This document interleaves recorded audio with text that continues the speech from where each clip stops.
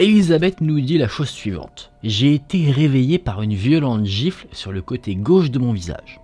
On commence direct. Elle pensait d'abord que c'était sa sœur, qui était plutôt farceuse, qui avait fait le coup. Sauf qu'elle a vu ensuite, sur son réveil, qu'il était 1h30 du matin. Sa sœur, elle, dormait à point fermé dans une autre pièce. Et ça s'est pas arrêté là. Pendant qu'elle essayait un petit peu de réaliser ce qui avait pu se passer, Elisabeth a commencé à sentir qu'on lui tirait les cheveux. Mais on tirait tellement fort que sa tête se faisait secouer. Donc ça veut dire que la personne qui lui faisait le coup, vraiment elle devait lui tirer fort pour que vraiment sa tête parte avec l'action quoi. Après ça, sa couette a été tirée, un peu comme dans les films, directement. Et naturellement, quand tu commences à te faire attaquer un peu comme ça, t'as envie de crier, sauf qu'elle n'arrivait pas du tout à le faire. C'est comme si Elisabeth était paralysée. Et c'est là qu'on va avoir des petits éléments de réponse maintenant. Elisabeth a l'impression qu'en fait, le fantôme, parce qu'elle ne voyait personne dans sa chambre, essayait d'attirer son attention. Parce que, au bout d'un certain temps, elle a entendu une voix de femme dire « Écoutez-moi, écoutez-moi ». Sauf que cette voix commençait à s'estomper au fur et à mesure des paroles. C'est-à-dire que le premier « Écoutez-moi » était clair et distinct, on comprenait bien, mais le deuxième, c'est comme si en fait on avait un bouton de volume et qu'on le diminuait progressivement, ce qui fait que à la fin du second « Écoutez-moi », on n'entendait plus rien. C'est là que cette histoire s'arrête. Je vous l'ai pas dit, mais ce sont des histoires vraies. Et oui mon coco, ça se trouve ce soir tu vas dormir, pouf, petite gifle de la part d'un fantôme qui se trouve chez toi. Ouais, là on est loin du petit sifflement qu'on pouvait voir dans la dernière vidéo, ou d'un petit fantôme d'enfant qui s'amuse quoi. Là, on rentre tout de suite dans un truc qui peut bien te saouler et bien te faire mal. On va rester dans les gifles.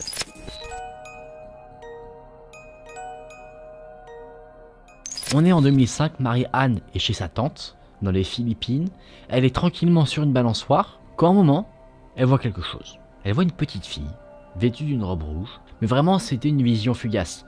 Elle a vu ça du coin de son regard, la petite fille se trouvait à la porte d'entrée de la maison de sa tante, et à un moment donné, étant attirée par le rouge vif de la tenue de la jeune fille, Marie-Anne a tourné son regard, et dès que la petite fille a vu qu'elle avait été en quelque sorte repérée, elle s'est précipitée à l'intérieur de la maison. Marie-Anne s'est dit que c'était peut-être une enfant que la tante connaissait, quelqu'un qui allait la voir. Du coup, Marie-Anne a quitté la balançoire et elle est rentrée dans la maison, sauf qu'à l'intérieur il n'y avait personne. Mis à part la tante elle-même et l'enfant de la tante qui lui dormait paisiblement et qui n'était pas habillé de rouge. Marie-Anne se dit que ça devait être son imagination, peut-être un petit peu trop de fatigue, du coup elle est retournée sur sa balançoire et là, se balançant un petit peu, elle cogitait, elle a commencé un petit peu à s'endormir. Sauf qu'elle a été réveillée. Elle a été réveillée par une claque, mais une claque pas qui te prenait tout le visage, vraiment c'est comme si la main était assez petite. Marie-Anne a tout de suite été réveillée, elle pensait en fait trouver l'enfant de sa tante qui était venu et qui lui avait mis une claque, sauf qu'il n'y avait personne, elle était totalement seule. Donc elle se dit que c'est cette petite fille en rouge, qui était un fantôme selon elle, qui serait venue la voir et qui lui aurait collé une petite gifle. Ça va, pour le moment une petite claque comme ça de temps en temps, ça reste mignon, même si ça peut être un peu chiant, pourquoi pas. Après, pourquoi la petite fille elle aurait foutu une claque à Marie-Anne, ça on sait pas. Sur l'histoire juste avant, tu te dis c'était pour attirer l'attention, là visiblement la petite fille ne voulait pas être vue, et du coup ce serait pourquoi, ce serait tiens pourquoi tu m'as regardé, bam je te mets une claque, ça on sait pas, c'est le mystère.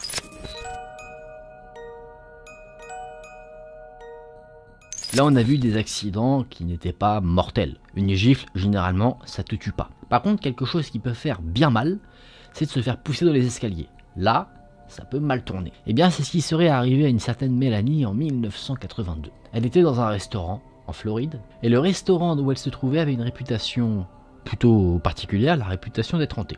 On disait qu'il y avait un fantôme qui était dans les lieux, le fantôme d'une femme qui avait été assassinée sur une voie ferrée qui se trouvait non loin du restaurant dans les années 1920. Mélanie a dit qu'elle a remarqué qu'une lampe au-dessus du bar à salade avait commencé à se balancer en continu, et elle était très contente de voir ça parce qu'elle était allée précisément dans ce restaurant pour assister à des choses paranormales. À un moment donné, Mélanie, avec la personne avec qui elle était au restaurant, devait se rendre au rez-de-chaussée, du coup ils allaient descendre les escaliers, elle a dit à la personne qui était avec elle de passer devant elle parce qu'elle était un peu maladroite, elle voulait pas tomber dans les escaliers, elle se disait comme ça si elle trébuche, il y a le mec devant, il la rattrape. Mélanie et son ami sont très contents de leur petite soirée, ils rigolent, ils disent ah là là, bon bah il n'y a pas de fantôme, ou sinon ils font des petites vannes dessus quoi. Sauf que pendant qu'elle descend l'escalier, elle sent une pression dans son dos. Elle se trouvait un peu à droite de l'escalier et son ami un peu à gauche, du coup il y avait personne en fait devant elle pour l'attraper, du coup bah elle a détalé les escaliers en tombant. Mélanie d'abord pense pas du tout à un fantôme, elle se dit que quelqu'un l'a poussée, du coup elle remonte, elle s'était pas fait grand mal heureusement, Elle remonte rapidement en haut pour voir s'il n'y a pas quelqu'un qui est là, je sais pas, un enfant qui lui a fait une blague ou quelqu'un d'autre. Et il n'y avait personne. Donc c'est là qu'elle commence à avoir une supposition, c'est que la personne qui l'a poussée n'est pas une personne vivante. Elle pense donc au fantôme qui est censé résider dans ce restaurant. Elle pense que, en fait, les mauvaises blagues que elle et son ami pouvaient faire vis-à-vis du fantôme l'ont vexée, et du coup, en guise de revanche, le fantôme l'a poussée dans les escaliers, espérant la tuer ou juste la remettre à sa place.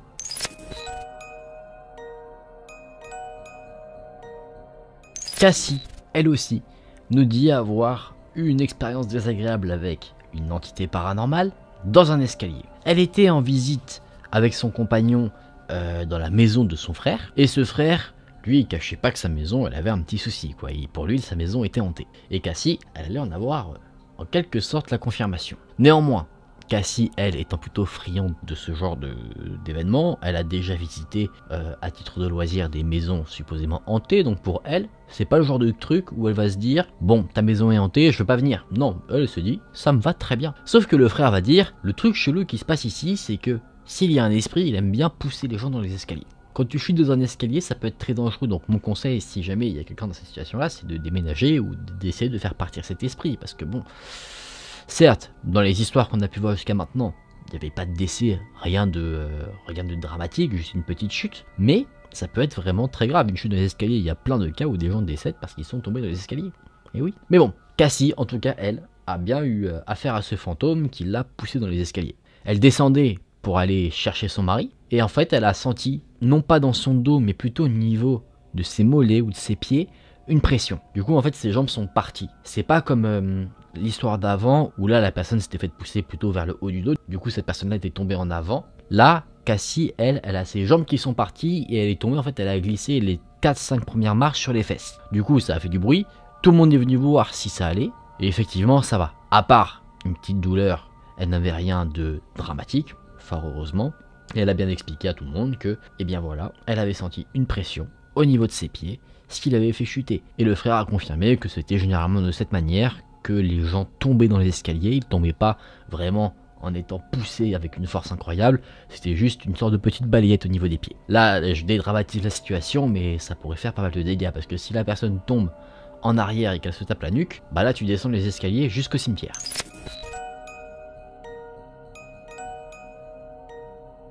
Est-ce qu'on passerait pas un peu un stade encore au-dessus? Là, on a vu d'abord des petites gifles, ça passe. Être poussé dans les escaliers, ça peut être très grave. Maintenant, on va passer encore, du coup, comme je l'ai dit, à l'étape un peu d'au-dessus des attaques, les étranglements. Charlie dit que cette situation-là est arrivée à son père de nuit.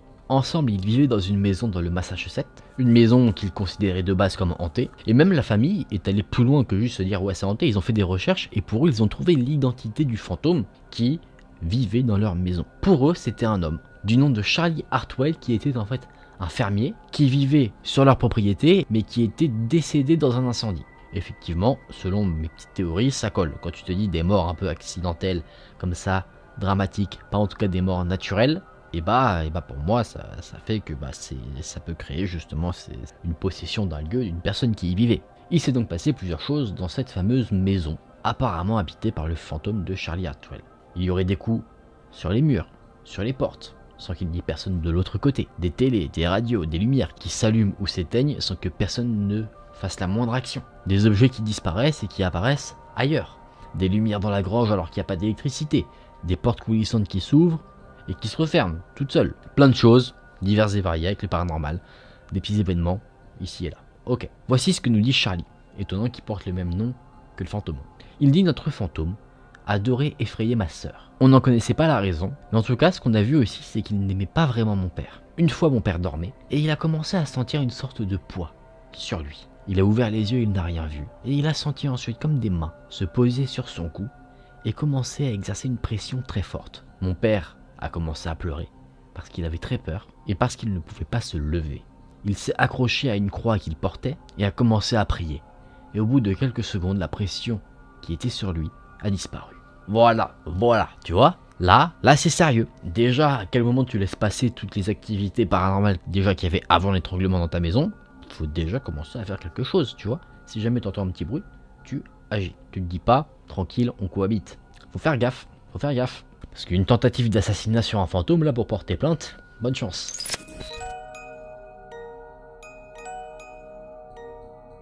Voyons maintenant ce que Roger a à nous dire. Il dit qu'il a eu un contact avec un fantôme qui aurait essayé de l'attaquer.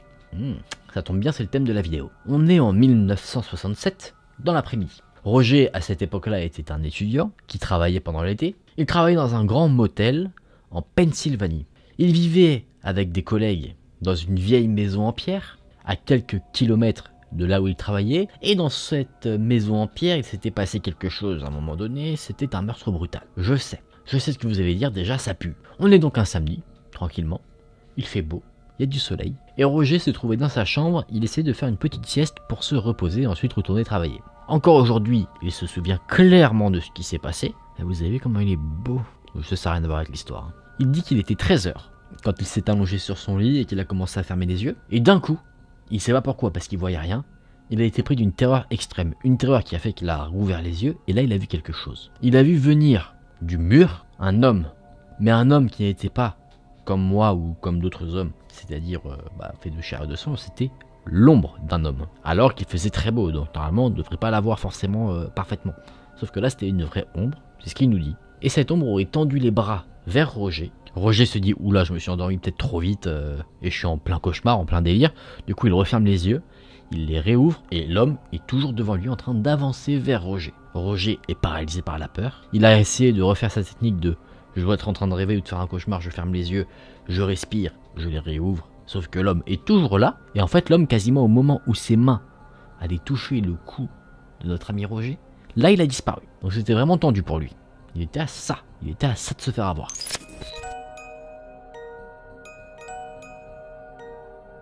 Là, il y a le rapport d'une autre personne. Alors, cette personne-là, on ne connaît pas son nom. Du coup, on va l'appeler Brian.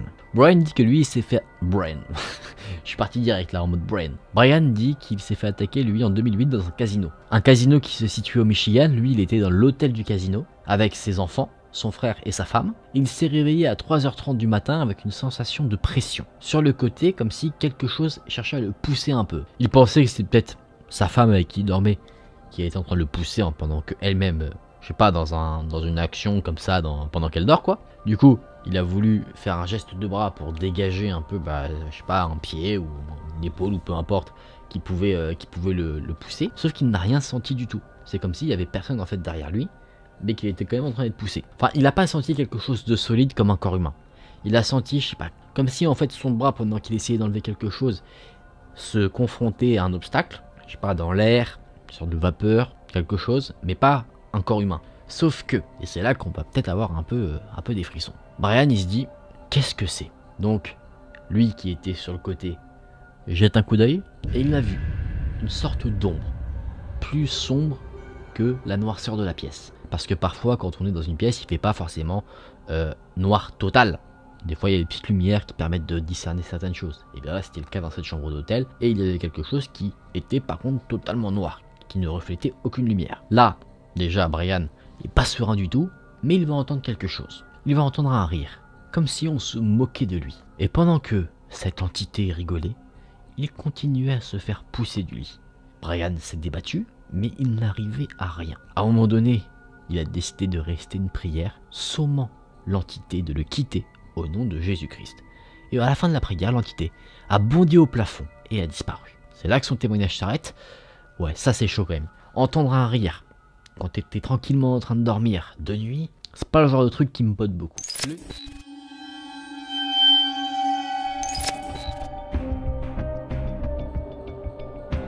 Robert Hansen, il est né le 15 février 1939. Il est né dans l'Iowa, aux États-Unis, et il était le plus vieux de sa famille. Certes, il avait des parents, donc il n'était pas plus vieux qu'eux évidemment, mais il y avait deux personnes, ses frères et sa sœur, qui étaient plus petits que lui. Sa famille a eu un parcours en soi plutôt classique. Son père était danois, sa mère américaine. Ils ont déménagé ici et là, donc ils ont quitté l'Iowa, mais à un moment donné, ils y sont revenus. Le père de Robert, qui s'appelait Christian, tenait une boulangerie. Rapidement, Robert a aidé son père à la boulangerie, il y était employé, mais déjà, à cette époque-là, il avait quelques problèmes. Ce ne sont pas des problèmes en soi, mais pour lui, ça en était. Il était très timide, il était victime de bégaiement, et il avait un sévère acné durant son adolescence. Du coup, il s'est reclus, pas de la société, mais on va dire des personnes de son âge. Il avait tendance à rester assez solitaire. Son acné lui provoquait également des cicatrices, ce qui faisait que les jeunes filles de son âge refusaient de lui donner de l'attention. Grosso modo, il allait draguer des filles, les filles le repoussaient et ça l'énervait. D'où le fait qu'il a commencé à développer une haine pour les femmes. Dans sa tête, il y a une petite graine qui a poussé et qui a été arrosée par les rejets des jeunes filles qu'il côtoyait. Cette graine, c'est la graine de la vengeance. Il s'est dit, je vais me venger des femmes. Mais c'est pas pour autant qu'il s'est dit, je vais aller tuer mes camarades de classe. Pas du tout. Ce qui s'est passé, c'est que d'abord, lui était considéré comme quelqu'un certes de solitaire parce qu'il avait décidé de s'éloigner des gens, mais il était aussi également considéré comme quelqu'un de calme. Il avait des petits conflits avec son père qui était assez autoritaire. En même temps, son père était de 1 son père et de 2 son patron, donc ça pourrait créer certains conflits. Et dans cette situation-là, c'était le cas. Donc Robert a cherché une échappatoire. Il a trouvé un moyen de s'évader en se mettant à la chasse. Il s'est également mis au tir à l'arc, en tout cas des activités de tir. Le temps passe, on arrive en 1957 et Robert décide de s'engager dans l'armée. Il sert 1 an, puis il est démobilisé. Et après ça, il s'est converti à la vie civile en devenant instructeur de forage dans une académie de police. Il est toujours dans l'Iowa et alors qu'il mène sa petite barque tranquillement, il rencontre une femme qui est plus jeune que lui et qu'il épouse. Mais je vous ai dit, il y a une petite graine dans la tête de Robert qui a poussé, et là, on va dire qu'elle a éclos. Parce que Robert a été arrêté pour son premier crime. Un crime qui n'a rien à voir avec sa carrière de criminel que je voulais aborder plus tard. Le crime qu'il a commis, c'est d'avoir incendié un bus scolaire. Bus scolaire qui appartenait en soi au lycée où lui avait fait ses études. Et déjà, ça c'était un premier acte de vengeance. Il a incendié ce bus pour se venger de son impopularité au lycée. Il a été vite arrêté et condamné à 20 mois de prison. Alors qu'il est incarcéré, on lui fait un petit diagnostic psychologique où le psychiatre découvre que Robert est atteint de maniaco-dépression avec des épisodes schizophréniques périodiques. Robert Hansen semble avoir une personnalité quelque peu infantile et il est obsédé par la vengeance. Il veut se venger absolument des personnes qui, selon lui, donc ça se trouve quelqu'un lui a juste dit bonjour, lui considère que la personne lui a mal dit bonjour, boum, il veut se venger de lui. Alors qu'il était toujours incarcéré, la femme qu'il avait épousée se dit c'en est trop, elle demande le divorce. Du coup, dans la tête de Robert Hansen, cette petite graine de vengeance, la graine dédiée à la vengeance des femmes, pousse encore de nouveau. Il se dit je me fais encore rejeter, je dois me venger des femmes. Après avoir purgé ses 20 mois de prison, Robert Hansen est libéré, sauf que au cours des années qui ont suivi, il a toujours été enfermé pour des petits larcins. Il est récidivé sur diverses choses. On arrive en 1967, Robert a rencontré une autre femme qu'il a épousée de nouveau. Il a même eu 2 enfants. Là, on dirait que Robert entame une nouvelle étape de sa vie. Il a déménagé en Anchorage en Alaska. Il est plutôt apprécié de ses voisins. Il est très actif au sein de la communauté de chasseurs. Il est à lui-même quelques records. Donc en soi, on pourrait penser que la vie de criminel, la vie assez négative de Robert est derrière lui.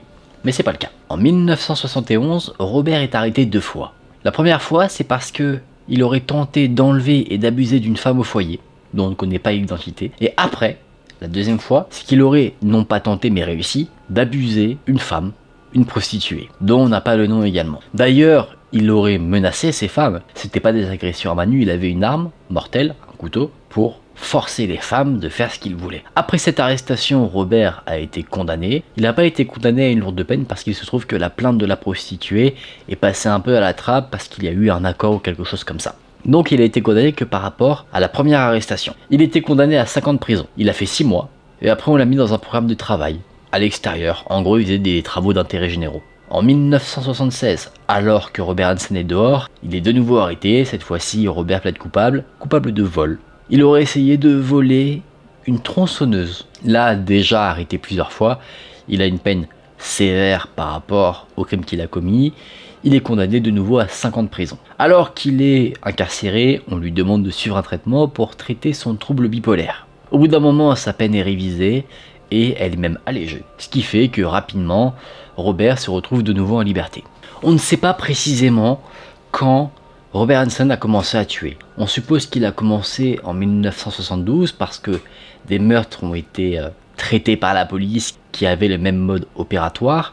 Ce mode opératoire qui était de prendre une prostituée dans sa voiture, de la menacer avec une arme à feu pour la conduire jusqu'à son domicile et ensuite d'abuser d'elle. Après ça, la victime sera emmenée dans une zone isolée et assassinée. Mais pas assassinée entre guillemets de sang-froid en mode exécution, on n'en parle plus. assassiné pendant un jeu assez malsain, comme en soi une session de chasse. La victime serait libérée, elle aurait l'opportunité de prendre la fuite et son assassin la chasserait comme il chasserait du gibier pour mettre un terme à sa vie. Certaines victimes ont été retrouvées sans vie sous les coups d'une arme à feu ou alors à cause d'un couteau, d'une arme blanche. Ce qu'on sait en tout cas, c'est que le 13 juin 1983, Robert Hansen a offert à une femme, Cindy Paulson, 200 $. 200 $ pour qu'elle lui fasse une gâterie. Cindy est montée dans la voiture de Robert et une fois assise, là Robert a sorti une arme à feu et l'a menacée. Elle devait rester dans le véhicule pendant que Robert lui conduisait jusqu'à chez lui. Chez lui, il l'a retenue captive, il l'a torturée, il a abusé d'elle à plusieurs reprises. Elle a été enchaînée par le cou à un poteau dans le sous-sol de la maison de Robert, alors que lui était sur le canapé d'à côté en train de taper sa meilleure sieste. Quand il s'est réveillé, Robert l'a remise dans la voiture, il l'a conduit jusqu'à un aéroport, et alors qu'il était en train de conduire, il a dit qu'il voulait l'emmener dans sa cabane. Il faisait référence en fait à sa cabane de chasse. Cette cabane se trouvait dans une zone isolée qui n'était accessible que par bateau ou par avion. Donc pratique pour cacher des corps. Une fois arrivé à l'aéroport, c'était pas un gros aéroport, c'était pas le truc genre Orly ou quoi que ce soit, c'était un petit truc où tu pouvais avoir ton avion privé, une sorte d'aérodrome plutôt. Et bien Robert lui était en train de préparer le cockpit alors que Cindy Paulson, elle, était à l'arrière du véhicule, toujours, elle n'avait pas été sortie. Elle était accroupie juste devant le siège arrière, menottée, les bras devant son torse. À ce moment-là, elle se dit, si je dois m'enfuir, c'est maintenant. Alors que Robert était en train du coup de s'occuper de la préparation de l'avion et qu'il avait le dos tourné à son véhicule, Cindy, elle, a rampé jusqu'au siège conducteur. Vous vous doutez bien qu'un tueur, il prend quand même quelques précautions. Donc en fait, toutes les portes, sauf celle côté conducteur, étaient verrouillées. Donc c'est pour ça qu'elle a dû ramper vers le siège du conducteur pour sortir.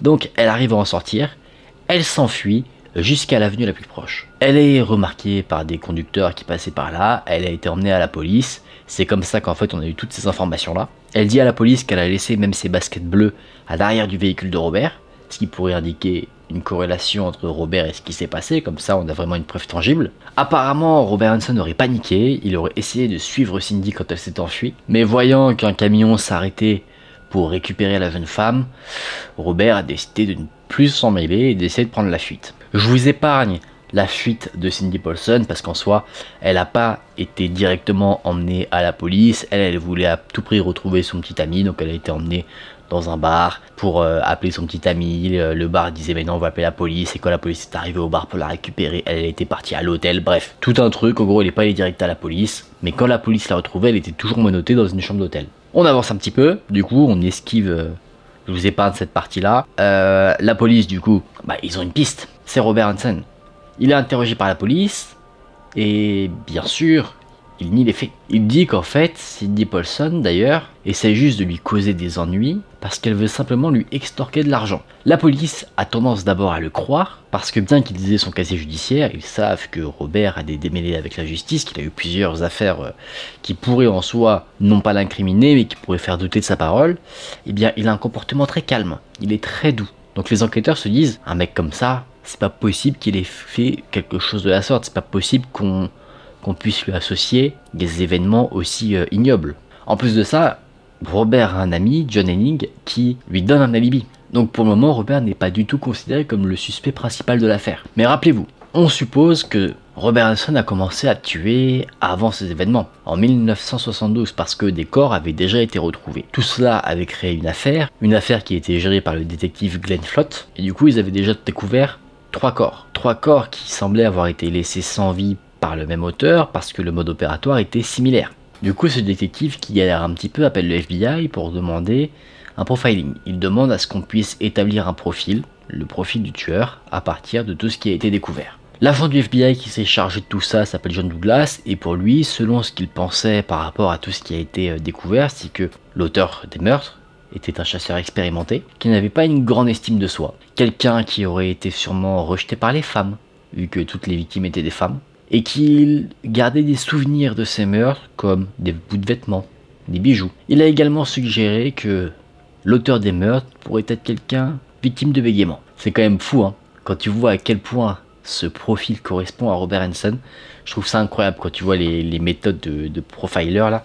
Tu te dis c'est fou comment ça colle à partir de trucs quoi. C'est fou parce que tu te dis qu'en fait quelque chose que tu peux faire désigne totalement ta personnalité, tu vois. Ils sont capables par rapport à ce que tu peux faire de signaler que pendant ton enfance tu as eu des problèmes, que tu peux bégayer, que tu as été rejeté par les femmes et tout, tu vois. Je trouve ça vraiment incroyable comme truc ça. D'ailleurs, petite anecdote hors sujet, si jamais vous kiffez un petit peu ce genre de choses, il y a la série Mindhunter sur Netflix qui raconte un peu comment est arrivé le profilage, comme on dit en français, au FBI. Je crois que c'est au FBI. Mais en tout cas, très bonne série. Je vous la conseille si jamais vous êtes amateur du genre. Et on revient sur le Killer Instinct. Glenn Flotte, il a son profil. Il compare ça avec tous les suspects qu'il y a pu avoir. Et il y a une personne qui ressort.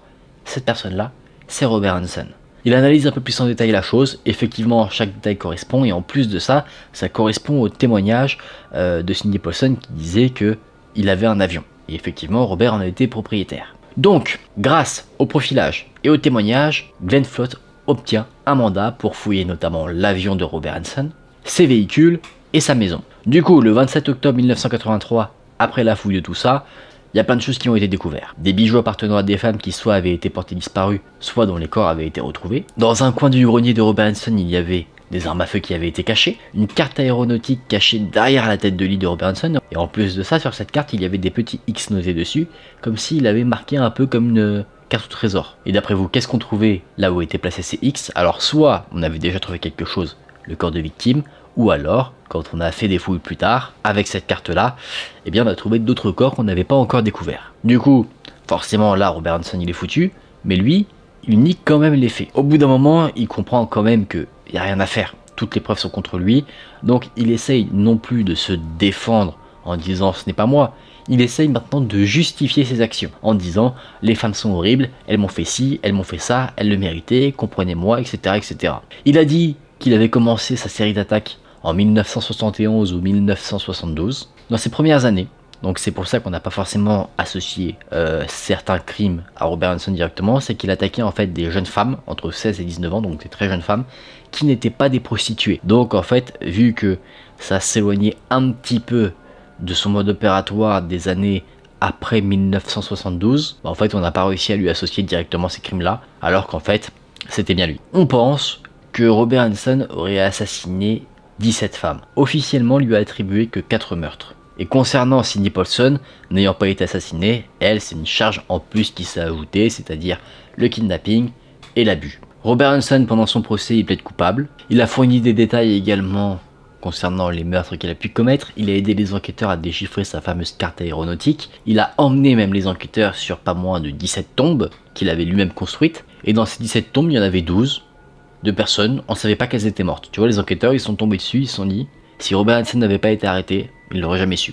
Vu les multiples charges qui pesaient contre Robert Hansen, parce qu'il n'y avait pas forcément uniquement que, on va dire, les meurtres et le kidnapping, il y avait aussi menaces à l'arme à feu, il avait fait des fraudes à la science, il y avait vraiment plein de charges contre lui. Du coup, il a été condamné à une peine de prison assez longue, hein, on va pas se mentir. Il a été condamné à 461 ans de prison, sans possibilité de libération conditionnelle. Il a fait plusieurs prisons. Ici et là, il a été transporté dans une prison puis dans une autre, pour finalement décéder il n'y a pas si longtemps que ça, le 21 août 2014, alors qu'il était âgé de 75 ans. Il avait quelques problèmes de santé, après quand on vieillit, ça arrive, mais il n'a pas été assassiné en prison, il s'est pas donné la mort, il est mort de cause naturelle. C'est là que se termine l'histoire morbide de Robert Hansen, comme quoi on voit que c'est une histoire qui a duré un moment, mais qui a commencé aussi dès sa jeunesse, et ça, je sais que je lis dans pas mal de vidéos sur les tueurs, c'est quelque chose qui arrive quand même assez fréquemment de voir que déjà tout commence dans l'enfance des tueurs. Je sais plus si c'est un truc de profilage ou quoi, mais quand tu te renseignes un petit peu sur les caractéristiques des tueurs en série, tu vois souvent qu'il y a, je sais pas, sur les enfants, t'as comment dire, t'as la violence sur les animaux, t'as d'autres trucs, mais c'est fou quand même de voir que ça commence quand même super tôt. Tu pourrais potentiellement déceler le fait que quelqu'un pourra potentiellement plus tard devenir un tueur en série. T'imagines, tu vois quelqu'un, tu vois, tu connais un peu du coup les caractéristiques de la jeunesse, tu vois un enfant qui a tendance à faire du mal aux animaux, qui a un milieu familial un peu compliqué et je sais plus quoi d'autre. T'imagines, tu te dis, ce garçon-là, dans 10 ans c'est un tueur, et effectivement 10 ans plus tard, tu regardes dans la presse et tu vois que, bah oui, c'est un tueur. T'imagines, qu'est-ce que tu peux faire, tu vois. Après, je pense que ça emmène à un grand débat, parce que imagine, tu pars sur un truc archi radical. Tu te dis, bah ceux qui ont ces caractéristiques-là, tu les enfermes ou tu les éloignes de la société. D'un côté, tu pourrais potentiellement empêcher des meurtres, certes, mais d'un autre côté, tu punis quelqu'un pour quelque chose qu'il n'a pas fait, qu'il ne fera peut-être pas, mais d'un autre côté, peut-être qu'il l'aurait fait, tu vois, c'est fou hein, quand tu réfléchis un petit peu à ce genre de choses. Tu te dis, qu'est-ce qu'il faudrait faire? Est-ce que t'attends? Parce que c'est comme ça que fonctionne la justice d'un côté, hein. La justice fonctionne d'une manière où tu punis pour quelque chose qui a été fait, mais il n'y a rien qui existe pour prévenir. Après, ce qui est chaud, c'est que tu peux pas te dire non plus, c'est pas parce qu'un enfant a des caractéristiques particulières que forcément ça veut dire qu'il va mal tourner. Tu vois, c'est tellement complexe, l'être humain, que c'est fou. Il y avait une série comme ça à l'époque, je crois que ça s'appelait, ouais c'est ça, c'est Personne ne finit terrestre. C'était un mec qui avait fait une machine qui permettait en gros de prévenir les crimes, tu vois, genre il disait, ce mec-là il a une probabilité soit qu'il commette un crime, soit qu'il soit victime d'un crime. Et du coup, tu vois, ça permettait de faire des histoires assez intéressantes. Mais voilà, faudrait peut-être une machine comme ça, une machine qui pourrait prédire la probabilité que toi, tu vas faire un crime. Non, j'en sais rien. Après, tu te dis, ça remettrait en cause nos libertés, etc., etc. C'est quand même super complexe comme sujet, je trouve. J'ai pas l'impression qu'il y ait de solution. Peut-être que vous, en commentaire, vous aurez une solution toute trouvée. Hein. On va voir l'histoire de Lisa. Lisa avait 13 ans au moment des faits, c'est quelque chose qui s'est passé en soi il y a quelques années, mais elle s'en souvient très bien parce que c'est quelque chose qui l'a traumatisée, donc c'est comme si ça s'était passé hier pour elle. Elle était chez elle, seule, elle s'ennuyait, donc elle a décidé de faire un appel FaceTime avec son meilleur ami, qui lui vivait dans le bâtiment qui se trouvait juste à côté de chez elle, mais là il n'était pas chez lui, il était sur la route, il rentrait des cours pour aller chez lui. Elle voulait lui proposer de faire une petite balade dans le voisinage, mais n'étant pas là, eh bien, ils sont restés en appel FaceTime. À un moment donné, l'appel s'arrête. Il faut savoir que à quelques centaines de mètres de chez elle, elle a un parcours de jogging, là où des coureurs peuvent faire leur petit jogging tranquillement. Elle s'ennuyait. Elle était vraiment en mode chill total, donc elle était en tenue de sport, vraiment en tenue très confort. Elle avait un t-shirt basique et un short qui n'avait pas de poche. Et elle s'est dit qu'elle allait faire sa petite balade toute seule sur le fameux circuit, le fameux parcours de jogging. En arrivant là-bas, elle se rend compte qu'elle n'est pas seule, il y a d'autres personnes, 8 à 10 personnes. Le parcours fait à peu près 15 km, donc c'est un sacré parcours. Du coup, elle commence à faire sa balade. De temps en temps, elle marche, de temps en temps, elle court. Elle n'y est pas pour forcément faire du sport, elle est là pour s'occuper un petit peu, d'où le fait que parfois elle court, parfois elle marche. À un moment donné, elle décide de s'allonger dans l'herbe, profiter un petit peu du paysage. Il faisait bon, se détendre totalement. C'est une journée où elle est totalement chill et elle sait pas encore ce qui va lui arriver. Elle remarque, alors qu'elle est allongée dans l'herbe, qu'il y a deux gars sur une moto qui font des allers-retours. Là, Lisa rappelle ses amis en FaceTime, ils font une sorte de conversation de groupe, donc elle prête pas forcément attention aux personnes sur les motos, elle est tranquillement en train de parler avec ses amis. Le temps passe, on arrive aux alentours des 18 h, Lisa décide de rentrer chez elle, elle reste au téléphone avec ses amis et elle décide donc de prendre une sorte de raccourci pour rentrer plus rapidement chez elle. Grossière erreur parce que du coup, plutôt que de prendre le chemin qui est arpenté par des coureurs, elle se retrouve dans une rue totalement vide avec des bâtiments en construction. Elle ne s'est pas forcément posé de questions à ce moment-là, elle ne s'est pas dit tiens ça va peut-être être dangereux parce que c'est un chemin qu'elle a déjà pris, donc pour elle, connaissant la route, il n'y a pas de souci. Sauf qu'à un moment donné, elle a un sentiment désagréable, celui que quelqu'un la regarde. Et en plus de sentir qu'on la regarde, elle sent qu'on la suit. Elle se retourne et elle voit les deux gars qui étaient sur la moto se diriger vers elle. Là, Lisa dit à ses amis, coupez votre micro et restez concentrés au cas où il se passe un truc. Les deux gars sur la moto arrivent au niveau de Lisa et ils entament la conversation avec elle.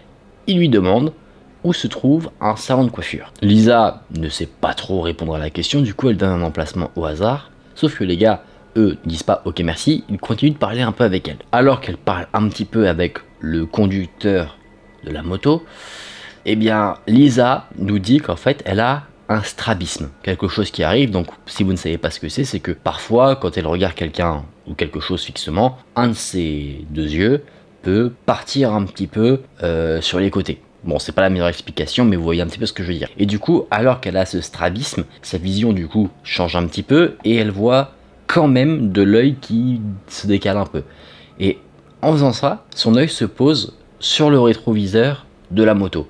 Et elle voit que celui qui était à l'arrière est en train de regarder un petit peu Lisa. Et Lisa comprend qu'en fait, il est en train d'essayer de voir où elle a mis son téléphone. Son téléphone se trouve entre son short et son t-shirt, elle l'a coincé parce que rappelez-vous, elle n'a pas de poche, et elle avait ses écouteurs. Là, Lisa, elle flippe parce qu'elle se dit mince, ces mecs-là, ils vont me voler. Et peut-être que pour me voler, ils vont me faire du mal. Donc elle commence vraiment à paniquer, le temps commence à être assez long, elle ne sent plus ses jambes parce qu'elle commence à trembler tellement fortement, ça se voit pas, mais elle le sent, qu'elle a l'impression que ses jambes sont paralysées.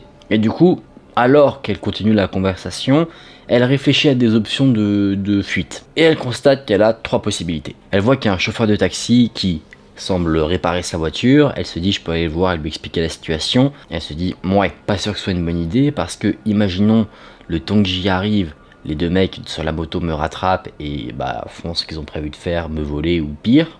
Elle se dit je pourrais arrêter une voiture au hasard et monter à bord, expliquer la situation, une fois qu'elle sera en sécurité dans la voiture, mais elle se dit attends, soit je vais vouloir monter dans une voiture mais la voiture sera verrouillée parce qu'elle sera garée sur un parking, soit la personne sur qui je vais tomber dans la voiture sera pire que les 2 mecs sur la moto, donc elle se dit ouais finalement c'est pas une solution viable. Et du coup la solution la plus viable qui lui vient en tête, c'est de revenir sur ses pas en courant, revenir sur le chemin qui est arpenté par des coureurs, revenir en gros sur le chemin principal. Donc elle met fin à la conversation rapidement, elle dit je suis désolé je dois y aller, boum, elle part en courant. Pendant 5 minutes dans la direction d'où elle venait, vers là où il y avait le chemin pour les coureurs, et alors qu'elle est en train de courir, à un moment donné elle traverse un champ et elle se retourne pour voir si elle est suivie, et effectivement c'est le cas. Les 2 mecs sur la moto la suivent et crient arrête-toi, on veut juste savoir où se trouve le salon de coiffure. Lisa continue de courir, dans sa tête elle se dit cours le plus vite possible, sinon tu vas mourir. Elle court, elle traverse des champs, elle traverse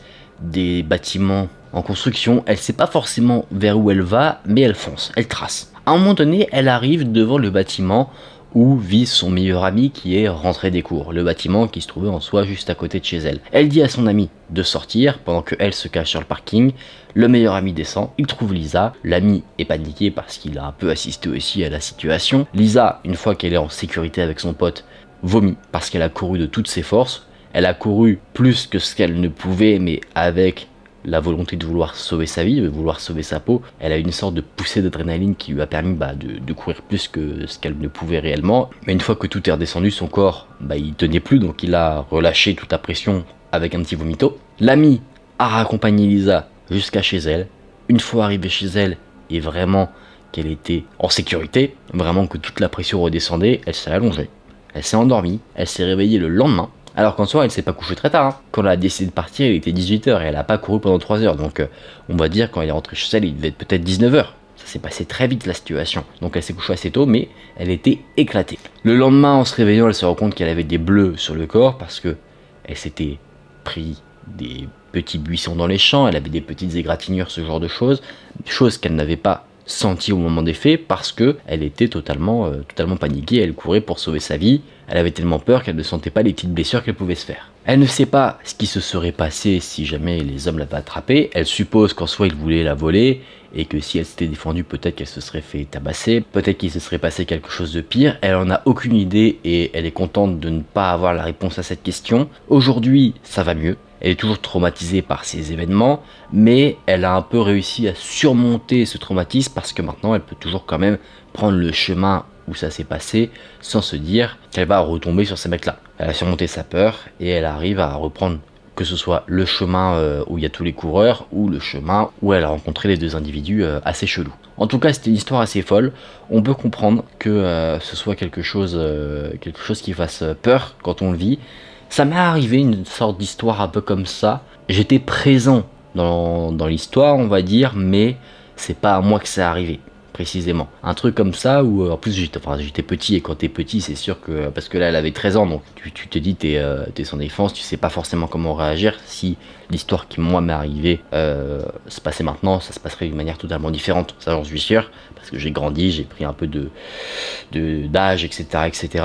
Mais quand t'es jeune, tu sais pas forcément comment réagir à ce genre de situation, donc je trouve que Lisa a très bien réagi à cette situation. Prendre la fuite, se mettre en sécurité, tout simplement, je pense que c'est la meilleure des choses à faire. Que les personnes aient de bonnes ou de mauvaises intentions, si jamais nous on n'est pas à l'aise, autant prendre la fuite et puis la personne elle ira demander où se trouve le salon de coiffure à quelqu'un d'autre. On va maintenant voir l'histoire de Annie. Annie avait 10 ans au moment des faits. et elle était en vacances d'été. Sa mère travaillait dans une garderie et un soir de juin, elle est allée dîner avec des collègues. Du coup, Annie s'est retrouvée seule avec sa grande sœur de 12 ans. Et du coup, la mère est partie pour manger, la sœur, elle, se trouvait à l'étage, et Annie, elle, était au salon. Elle était avec son chien, un chien du nom de Fenrir, comme le loup dans la mythologie nordique, il me semble. Et c'était un chien qui était assez vieux. Un chien qui ne pouvait plus forcément courir, qui n'arrivait plus forcément à se tenir debout, c'était un chien assez vieux. D'ailleurs, le chien se faisant vieux, des aménagements avaient été prévus dans la maison, notamment au niveau du porche, pour qu'il puisse passer tranquillement sans faire trop d'efforts. Par exemple, il y avait une petite passerelle qui avait été faite pour qu'il puisse sortir à sa guise plutôt que de passer par les marches, par exemple. C'était un chien vraiment fatigué, hein. Il fallait l'aider pour se lever, il ne se déplaçait plus trop, il fallait lui apporter ses bols d'eau et de nourriture devant lui parce qu'il avait du mal à se lever pour y aller directement. Donc, Annie est en train de regarder la télé avec son chien et d'un coup, chose inhabituelle se passe. Fenrir grogne.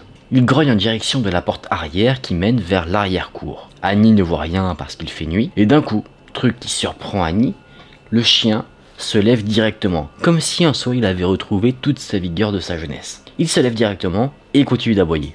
Toute l'attention du chien était dirigée vers cette fameuse porte arrière alors que Annie, elle voyait rien, et d'ailleurs son attention a été détournée par son chien lui-même parce qu'elle s'est dit « Oula, qu'est-ce qui se passe ? Mon chien, normalement, on doit l'aider à se lever. Là, il se lève tout seul d'un coup. » Naturellement, elle se dit pas qu'il y a un problème tout de suite. Elle se dit peut-être qu'il y a un écureuil, quelque chose comme ça, un animal qui s'est posé sur le porche. Le chien l'a vu et il grogne pour le faire partir. C'est habituel qu'il y ait des écureuils dans le coin de la maison de Annie. Donc elle pense que c'est ça dans un premier temps. Mais elle se dit, attends, non.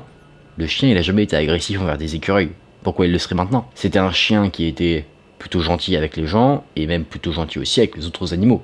C'était pas un chien bagarreur. Donc, le fait que d'un coup, le fameux chien devienne sauvage, ça interpelle Annie. Elle se dit, non, il y a peut-être un problème un peu plus important que juste un écureuil. Donc, avec précaution, Annie se dirige vers la porte arrière. Elle met son visage contre la vitre pour jeter un coup d'œil. Et elle ne voit rien. Le chien, lui, gratte sur la porte arrière, comme s'il voulait ouvrir la porte pour foncer vers quelque chose et le bouffer. Il avait vraiment... Vous savez, le cliché du chien méchant avec les dents vraiment apparentes, la bave et tout, comme si vraiment il allait bouffer quelqu'un. Ne voyant rien, Annie décide d'aller allumer la lumière du porche pour éclairer l'extérieur et voir peut-être s'il y a quelque chose. Juste au moment où elle allume l'interrupteur, elle voit quelque chose.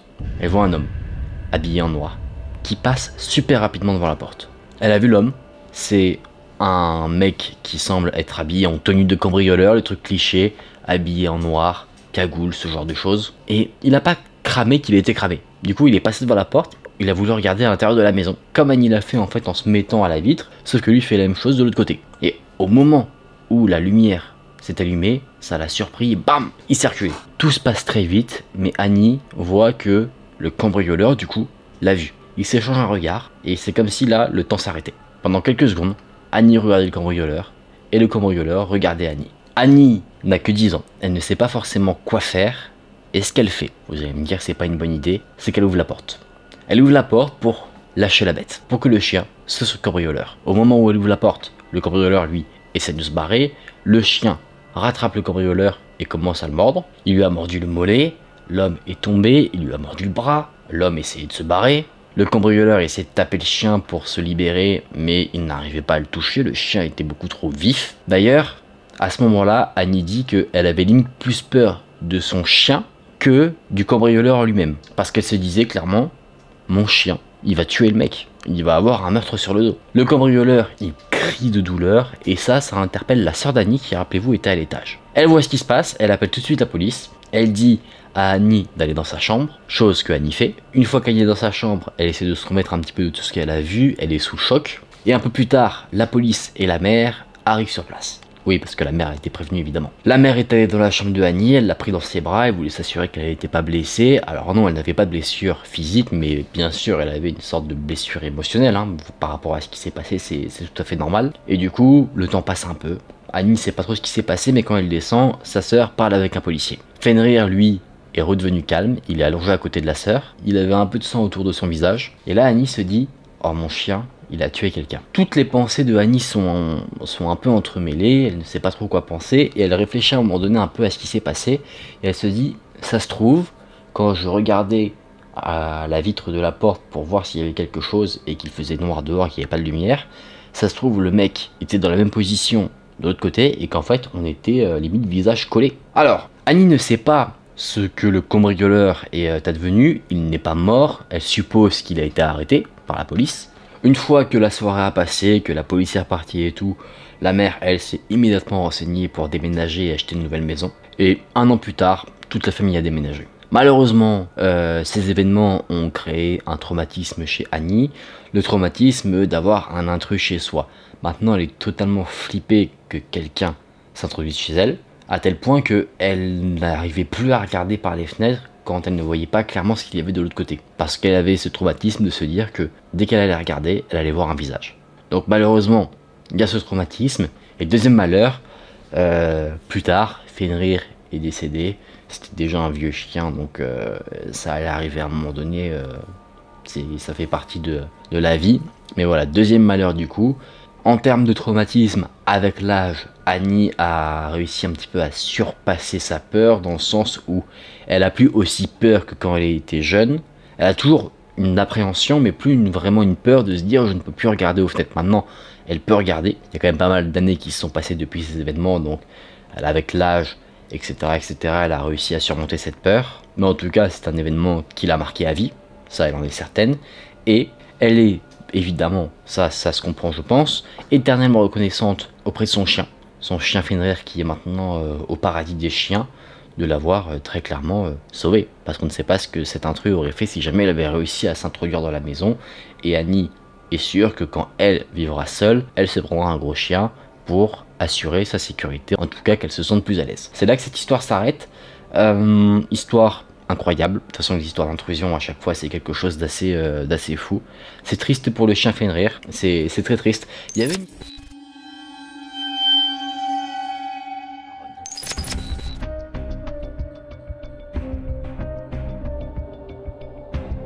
Jeremy Baron est né en 1979 dans le Michigan. C'est à l'âge de 35 ans qu'il est décédé. Il n'est pas décédé de mort naturelle, il est décédé à cause d'autrui. Il était père de 3 enfants et il avait son propre business. C'est quelqu'un qui était décrit comme quelqu'un d'aventureux, quelqu'un qui adorait faire de la moto, mais il avait également un côté qui était plutôt sombre. Il était quelqu'un qui adorait faire la fête, mais pas faire la fête où on fait une bonne soirée entre amis. Faire la fête pour lui, c'était consommer beaucoup de boissons qui peuvent te mettre dans un certain état, et également consommer des substances qui peuvent te mettre dans un état également totalement autre que ton état normal. En 2014, Jeremy Baron avait rencontré une jeune femme, Ashley Holt. Ils ont été ensemble, mais leur relation n'était pas le couple goals. C'était une relation plutôt tumultueuse où il y avait des séparations, des retrouvailles, c'était clairement des montagnes russes. Le 2 avril 2017, 2 adolescents qui faisaient partie de la communauté des Amish. Si vous ne savez pas ce que c'est, la communauté Amish est une communauté qui n'accepte pas la technologie. C'est quelque chose d'interdit. Par exemple, plutôt que de se déplacer en voiture, ils vont se déplacer en calèche. Et justement, les 2 adolescents de la communauté Amish qui étaient en train de monter à cheval ont découvert un corps. Je vous l'ai dit, c'est une communauté qui n'utilise pas la technologie. Donc, en voyant ça, ils ne peuvent pas appeler la police. Ce qu'ils ont donc fait, c'est qu'ils sont allés dans la maison voisine la plus proche pour demander au propriétaire de la maison d'appeler le 911. Le shérif se rend sur place et il va observer la scène où le corps a été trouvé et tout de suite, les premières conclusions sont claires. L'état du corps est déjà dans un stade avancé de sa décomposition. Et en plus de ça, on voit clairement que c'est pas une mort naturelle parce qu'il y a des signes qui montrent que l'individu a été abattu. Il y a clairement sur le corps des traces de coups de feu. C'est sûr que si tu trouves un corps et que tu vois qu'il y a des impacts de balles sur tout ton torse, on va pas te dire je pense qu'il est tombé d'une falaise.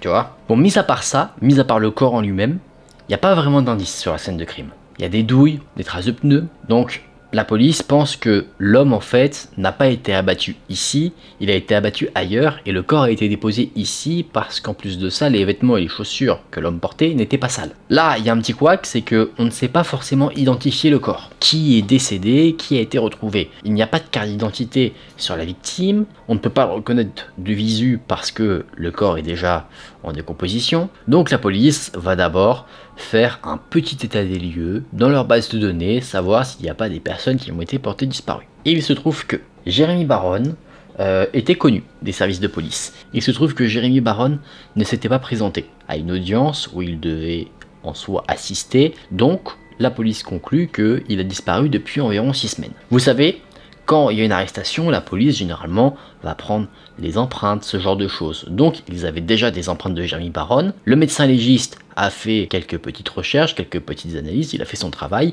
et il a donc déterminé que oui, la personne qui a été retrouvée abattue dans les bois était Jeremy Barron. Donc là on se dit, qui a bien pu vouloir tuer Jeremy Barron? Donc là la police se pose la question de qui a bien pu vouloir tuer Jeremy Barron. Donc il faut une recherche sur son passé. Il retrouve que Jeremy Barron avait été arrêté pour être interrogé, c'était un suspect, mais attention, il n'avait pas été déclaré coupable, mais il était suspecté dans une affaire d'agression sur mineur. Le truc, c'est qu'on ne sait pas si il était réellement coupable ou innocent. La présomption d'innocence prévaut toujours tant qu'il n'a pas été reconnu coupable clairement, mais voilà, on ne sait pas trop, et malheureusement on ne peut pas le savoir parce qu'il est décédé. Mais qu'est-ce qui s'est passé du coup? Pourquoi il était suspecté?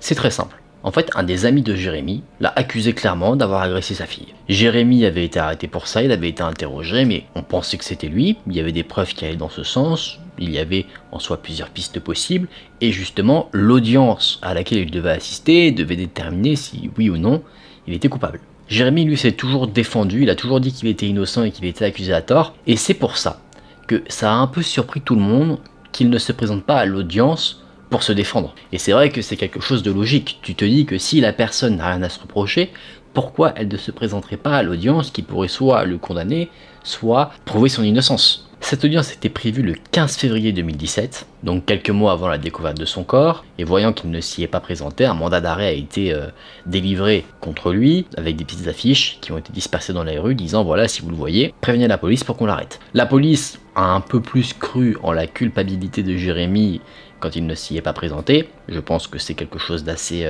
normal, parce qu'en soi, s'il était condamné, il aurait pris 15 ans de prison. Donc ils se sont dit que Jeremy, il n'avait pas envie de faire ses 15 ans de prison s'il était reconnu coupable, et qu'il avait simplement pris la fuite. Sauf que cette théorie est tombée à l'eau quand son corps a été découvert. Donc là, on a un meurtre. On sait qui est Jeremy, ça permet un peu de mettre les points sur les i et les barres sur les t sur le fait que non, il n'a pas pris la fuite, c'est juste que il a été assassiné.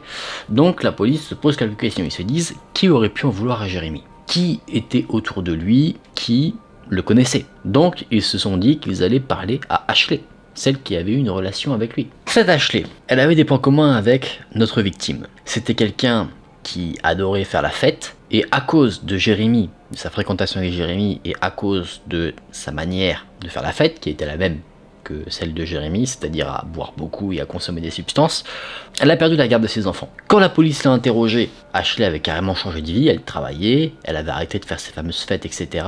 Elle voulait vraiment récupérer la garde de ses enfants, et elle disait que le seul truc qui pouvait l'empêcher de retrouver la garde de ses enfants, c'était si Jeremy revenait dans sa vie, parce que leur relation n'était pas terminée. Donc d'un côté, certes, il y a ce côté sentiment pour Jeremy, mais il y a aussi le fait qu'elle veut récupérer la garde de ses enfants, donc c'était compliqué. Ashley, devant la police, semble assez choquée et dévastée par la mort de son amant. Et donc, la police va poser une question cash. La police a demandé si Ashley aurait des idées sur qui aurait pu assassiner Jeremy. Et Ashley va sortir le nom de quelqu'un. Elle va sortir le nom de quelqu'un qui pourrait être logique, et peut-être que vous-même vous y avez pensé. Elle va dire le père de la jeune fille que Jeremy aurait supposément agressé. Apparemment, le père de cette jeune fille aurait, à plusieurs reprises sur les réseaux sociaux, dit comment il aurait assassiné Jeremy, que s'il avait une arme à feu, le problème serait réglé. Donc là, effectivement, on a un suspect qui semble plutôt plausible, avec un mobile, le mobile de la vengeance, donc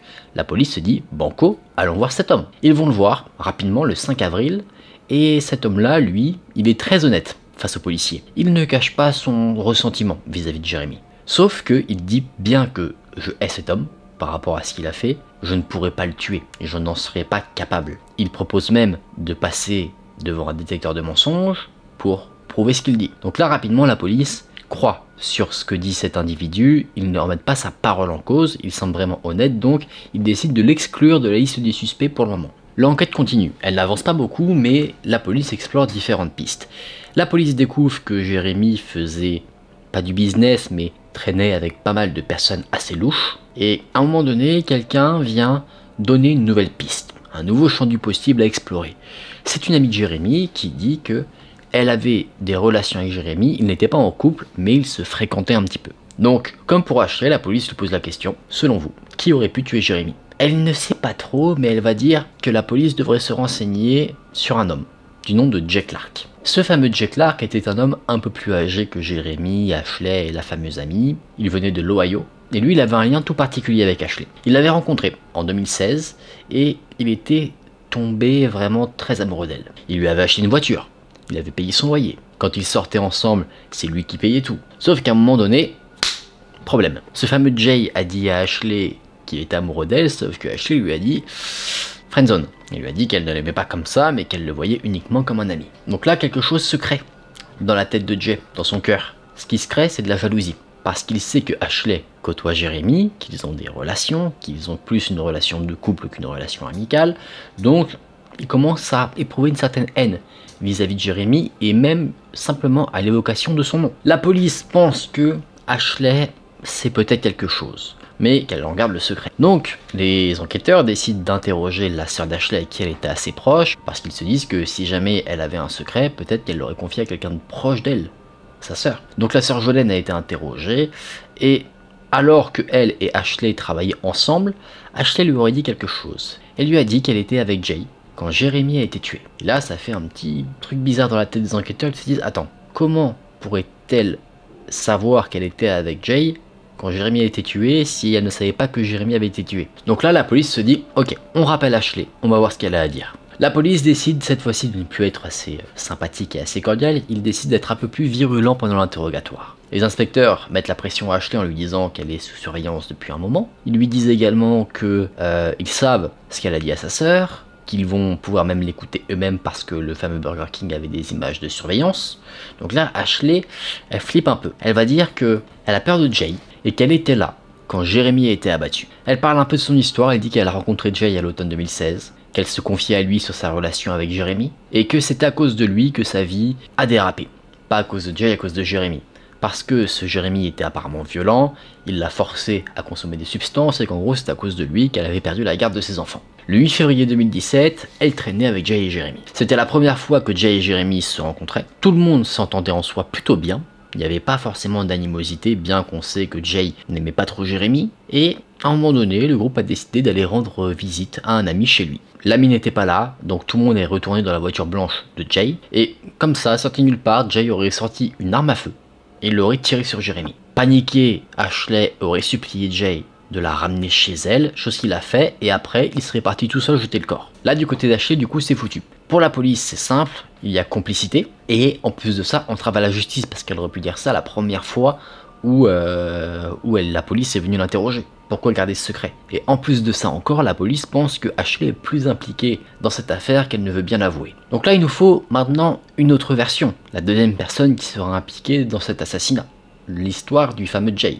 Sauf que lui, il a fui la région après le meurtre. La police traque Jay, il retrouve son véhicule qui avait été vendu, il fouille le véhicule, la banquette arrière de la voiture avait été retirée, il n'y avait pas de preuves forcément dans la voiture. Donc là, la police se dit comment on peut retrouver ce fameux Jay, il peut être n'importe où. Et c'est là qu'une idée vient germer dans la tête des enquêteurs, ils se disent, cet homme-là, il a tué Jérémy, probablement par jalousie. Il est amoureux maladif d'Ashley. Donc, si Ashley lui dit, viens en ville, j'ai besoin de toi, il va venir.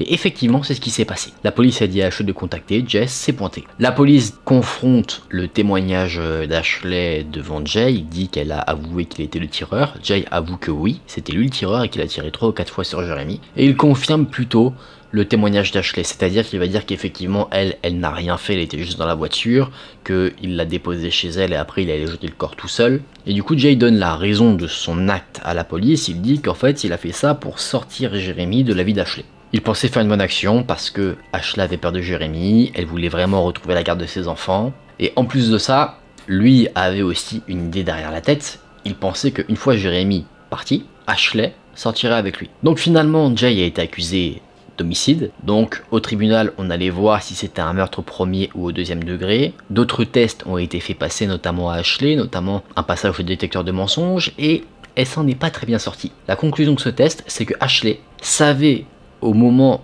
où Jay et Jérémy se sont rencontrés et qu'ils ont passé, on va dire, les moments précédant son assassinat, elle savait que Jérémy allait mourir. D'ailleurs, elle était bien plus complice que ce qu'elle ne l'avouait, parce qu'elle va avouer du coup vraiment quand son histoire de non je savais pas etc est tombée à l'eau, qu'elle avait mis en place un code avec Jay, code qui indiquait que là maintenant c'était le moment de tuer Jérémy. Donc oui, elle était clairement complice. Le code c'était Get Her Done. Je sais pas trop ce que ça veut dire, mais en gros, s'il y en a un des deux qui disait ça, bah ça veut dire que le moment était venu d'assassiner Jérémy. Après ça, effectivement, Jay a déposé Ashley chez elle et ensuite il a déposé le corps de Jérémy dans les bois, là où il a été retrouvé. Donc là, les charges qui ont été retenues contre Ashley changent. Elle n'est plus que complice, elle fait partie intégrante de l'homicide. Donc maintenant, elle a un meurtre sur le dos et aussi un complot en vue de commettre un meurtre. La police se pose quand même une question, c'est que bien qu'ils aient retrouvé 4 traces de coups de feu sur le corps de Jérémy, eh bien il y en avait une 5e qui était différente des autres. C'est pas la même arme qui avait été utilisée et cette blessure là, la police n'a jamais su expliquer d'où elle pouvait provenir. Sachant que Ashley dit que elle par contre elle n'a vraiment pas tiré sur Jérémy. Après est-ce qu'elle ment encore ou pas, ça on sait pas. C'est un procès un peu tumultueux qui s'est passé ensuite. De base, Ashley avait accepté de témoigner contre Jay pour avoir en soi une sorte de réduction de peine, mais au moment du procès de Jay, là elle a refusé. Du coup c'est la sœur de Ashley qui a témoigné à sa place. Et la sœur a dit que Ashley, c'était le cerveau du groupe, et qu'elle avait manipulé Jay pour obtenir ce qu'elle voulait, c'est-à-dire la mort de Jérémy. Jay Clark, lui, a été condamné à perpétuité. Ashley, elle, pourra demander une libération conditionnelle en 2042. Est-ce que ce sera accordé? Pas sûr, mais elle pourra en faire la demande. Aujourd'hui, Ashley essaye d'effacer son nom dans le sens où elle essaye de prouver son innocence et qu'elle n'a rien fait. Elle a essayé de faire appel pour justement clamer son innocence, mais l'appel a été rejeté.